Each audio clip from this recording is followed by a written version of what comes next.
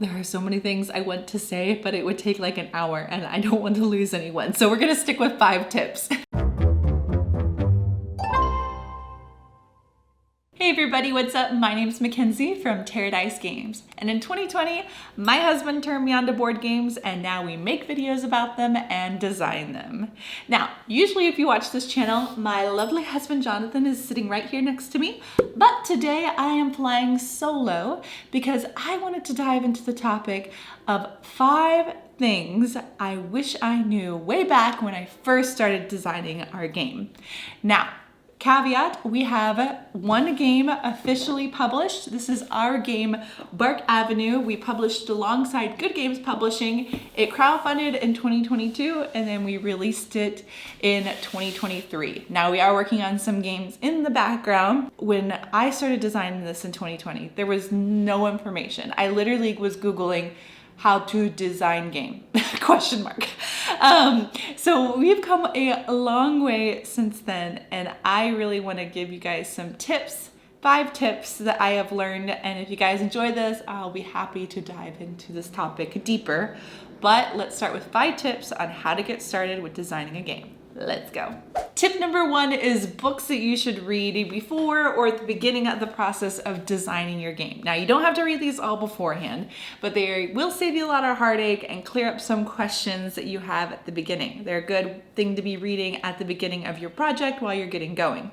The first book is The Board Gamer's Design Guide by Joe Slack. Now, this was the first book I read about board games. It really gives you a nice overview of everything you should be aware of, like what makes a good game. Should you crowdfund? Should you go through a publisher? How do you even do that? Sell sheets, stuff like that. Like what to use for a prototype. It really lays down the foundation of someone that is new to games that wants to understand this whole process. Some of the things might seem obvious to you, but it's always good as a reminder or a gentle reminder to know you are going in the right direction. That is by Joe Slack. It also comes in audiobook form, which is great. Another book which I highly recommend is The Complete Strategy Guide by Jamie Stegmaier. Now, Jamie Stegmaier is also a board game designer and runs a board game company called Stonemaier Games, a very successful, pretty groundbreaking company that had a lot of success. This book is a really great overview, I would say, of the business side. How do you build an audience? Marketing, crowdfunding. How do you get a bunch of strangers to think, hey, I think I might want to play that game that doesn't exist in the future. I want to help you out with it. How do you do that? The next book I'm going to suggest, this is going to be entirely specific to you. That is whatever topic you are wanting to do your game on. I'm huge into themes, so I'm going to suggest this is to do research on that topic. It really helps me get out of a rut when designing to actually pull from real life. Like whatever subject that is, whether it's even if it's fantasy, reading those fantasy books, writing down like what you like about it, and really think about that with a game mechanism in mind. Like, what can I pull from this? Like when we were designing Bark Avenue, this was like my Bible. It's like the complete encyclopedia of dogs. And then I also read like dog training books, as long as my own experience as a dog walker, and read blogs about dog walking or asking dog walkers what is like one thing you wish, if there was a game about dog walking that you said like people would have to do for it to feel realistic. Tip number 2 is going to be schedule out your time to work on your game. Now, this might seem like an obvious tip, but it is going to save you if you make it feel not like a little fantasy that maybe you're gonna get to someday, but if you actually schedule out like work on game time. Even if you're like, I don't have an idea, just like getting around and messing around with it and actually thinking about it is going to save you time, and it's also going to get the project moving. Just to schedule out that time. Like tonight, we have a time slot scheduled where we're going to be working on a future game of ours. Another thing is finding someone that can hold you accountable for this time. Again, it's one thing to say, yes, I want to work on that time, but the human brain comes in and you're like, well, camera, but I could do this other thing. I could do this. Oh, I suddenly feel the urge to clean. So having someone hold you accountable. For Park Avenue, that was me holding Jonathan and I accountable. Now we both need someone, so we're bringing someone else in to meet with us during those time slot sessions to have someone to bounce ideas around. And if we know someone's coming over, that means that we're going to work on the game and we had that dedicated time. So whatever that means for you, that is going to be extremely helpful to schedule out that time and have someone hold you accountable. Tip number 3 is how to make a prototype. So at the beginning, when you're just needing to play through it, I would suggest just getting a piece of paper and drawing it out. You can put pieces of paper together. You can also lay them on top of a pre-existing game board. That is going to help you out a lot. Also, a tip I've learned along the way is paper cards, but sticking them in card sleeves. That works really well with just making it feel more sturdy and more legit. We also have a box now of just spare game parts or things that we've come across over the couple of years that have been like great recycled games that we no longer use, but like the pieces work really well, stuff like that. There's also like geek up bits and stuff that end up in there as well. Now, so let's say that you've done that and you're thinking, okay, now I want to upgrade a little bit more. I want like a more legit prototype. This is where I would suggest getting some knowledge in the Adobe products if you can. So you can make these on Word, you can make these on other things, but getting some knowledge in Photoshop, in Illustrator, and in InDesign is going to help you a lot, because if you do eventually end up working with a graphic designer or an illustrator or both, they are probably going to be using those platforms, and it really helps to have some knowledge beforehand. So at the beginning, I started trying to learn about these products so I could also make my own prototypes and not have to hire someone. And the one website that really helped me, I took courses through Udemy.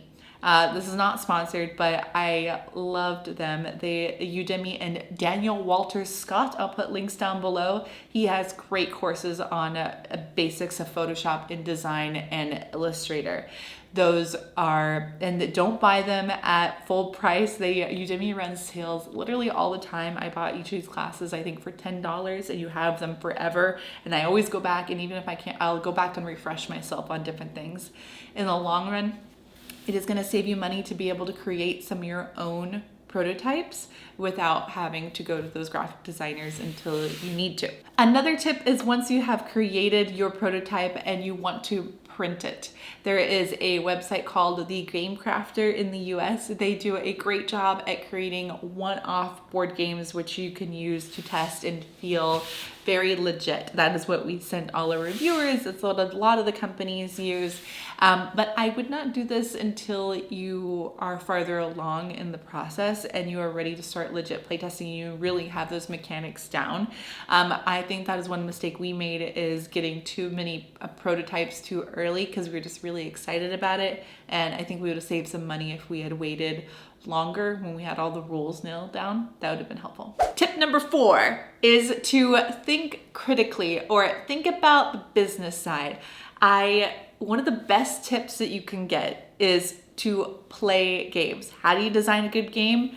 You play them. You play the good games and you see, why do I like this game? Really think about it critically. Think about your favorite game, and when you're playing it, you think, wow, I love this game, but why?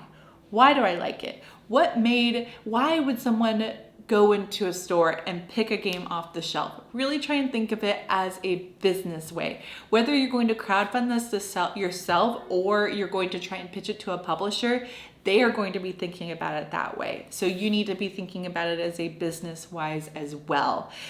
If you don't like a game, that's also really important. Like if you play a game you don't like, why don't you like that? Like learn from that. Overall, just like knowledge of critical thinking of why and why not you like a game, and why or why not your friends maybe don't like this game, and really having knowledge of like everybody as a whole is going to be extremely helpful on making a good game. Tip number 5, and the last tip I'm going to give for today, is going to be building out your community. Now, you can't just stay in your little game group and expect to make this game. It is going to take they say like it takes a village to raise a child. It takes a big community to make a game. It is not just one person. You need help. So where do you find these people? Where do you find your support team or a way that you can support others? A big place to go, I would say, is the Board Game Design Lab Facebook group. This is a great community of like-minded people who are also in the process of designing. Usually a lot of first-time designers, some seasoned designers will pop on there, but it's a really great place to bat ideas around. People throw up logos or mechanic ideas, like, what do you guys think of this? And it's a really encouraging community where they'll be like, hey, what progress did you make this week? It's a good place to be held accountable to if you need that assurance to be like, I worked on my game. Other part of this tip is how to find an artist and a graphic designer. So you will need art probably in some aspect, even if it's not ending up being the final art. If you are pitching to a publisher, you will need to show them something to give an idea for the theme, what you're going for. Now you can do that with clip art and stuff you find from like Unsplash and stuff like that. You can use AI generated art with what you think about that. Keep in mind at this time, you can't use that for contests. It can't be AI generated. But let's say you want to go and you want to hire an artist or a graphic designer. We also knew we wanted to crowdfund, so we knew that we needed to find someone that could work with us.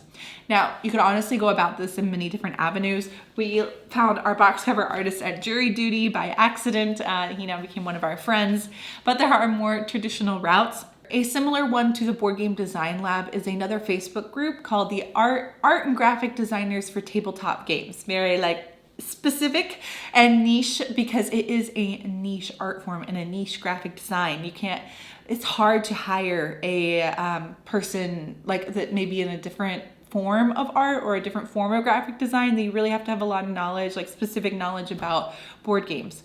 And so Art and Graphic Design for Tabletop Games Facebook group is actually how we found our graphic designer. You can put a post about your game, say that some pictures of the prototype and some details. The details are key, guys. You can't just say, hey, I want to hire an artist. Can you work for me? No, you gotta make them feel like this is a legit job. This is their livelihood. This is what they do. So, and that usually people on this group, it's a great place to go because they will only respond if they are available for your time frame. So you won't be running up into a lot of walls where people are like, I'm not available, I can't do that, stuff like that. Another great place to go is ArtStation. This is a good website to just browse around, find artists you like. You can hire an artist that doesn't normally do board game work, but I would say at least need a graphic designer that does have that knowledge if they don't. Or if you yourself has a lot of knowledge, because you're going to have to walk them through that. Another great way you can find an artist is look at the games you love. Now, some of these are going to be very high profile, and so they aren't going to a lot of times take on first designers.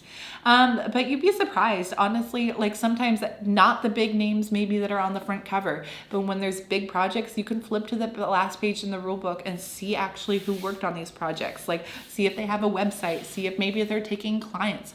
I found our dog artist for Bark Avenue because I was playing Flourish. I saw art of a dog and I said, wow, I really like that. I did some searching, found her on ArtStation, and was able to hire her. So you just never know. You just got to keep your mind open and realize these are real people and approach them like they're real people. And I think you will find us a lot of success. All right, guys, that is 5 long-winded tips of things that I wish I knew when I was starting to design a board game. If you like this video and want to know more about it, because honestly, maybe I could write a book. No, not yet. But I'm still learning every day and getting better, and I'm sure we'll have any more tips to share as we go on.